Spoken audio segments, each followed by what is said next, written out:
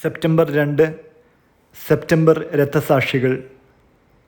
1792 French വിപ്ലവത്തിൻ്റെ ഭാഗമായി September 2-3 തീയതികളിൽ മുൻ കർമ്മലീത്ത മഠത്തിൽ അടയ്ക്കപ്പെട്ട 191 പേരുടെയും നിഷ്ഠൂര കൊലപാതകത്തിൻ്റെ ഓർമ്മ ദിനമാണിന്ന്.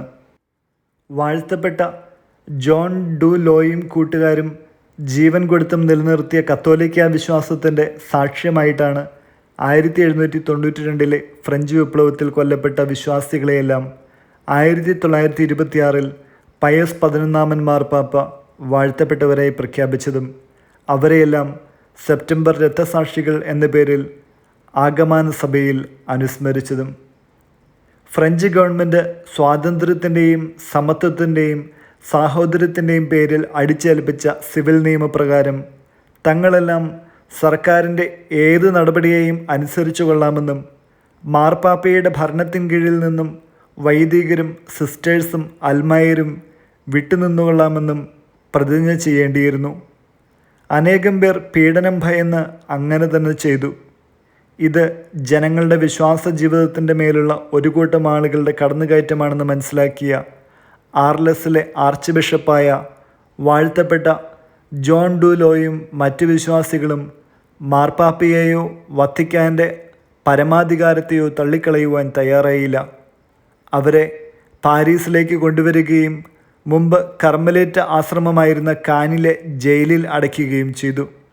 ജയിലിൽ വച്ചും ഭക്തരായ വൈദികർ സഹതടവുകാരുടെ കുമ്പസാരം നടത്തി നിമിഷങ്ങൾക്കകം അവരെ വെട്ടിക്കൊലപ്പെടുത്തി.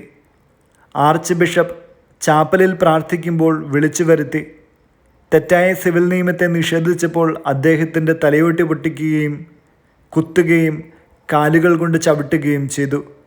സത്യപ്രതിജ്ഞ വിസമ്മതിച്ചവർ ഒരു ഗോവണിയിലൂടെ പുറത്തേക്ക് കടന്നു വരുമ്പോൾ കലാപകാരികൾ അവരെ വെട്ടിമുറിച്ചു. മരണത്തെ മുന്നിൽ കണ്ടിട്ടും വൃദ്ധരും വികലാംഗരും വൈദികരും സിസ്റ്റേഴ്സും ഉൾപ്പെടെയുള്ള 191 പേർ ആ ഗോവണിയിലൂടെ മടി കൂടാതെ കടന്നു വന്ന് രക്തസാക്ഷിത്വം വരിച്ചതിൻ്റെ ഓർമ്മദിനമാണിന്ന്. വചനം കൊളോസോസ് 3:17 നിങ്ങൾ വാക്കാലോ പ്രവൃത്തിയാലോ എന്തു ചെയ്താലും അതെല്ലാം കർത്താവായ യേശു വഴി പിതാവായ ദൈവത്തിന് കൃതജ്ഞത അർപ്പിച്ചുകൊണ്ട് അവൻ്റെ നാമത്തിൽ ചെയ്യുവിൻ.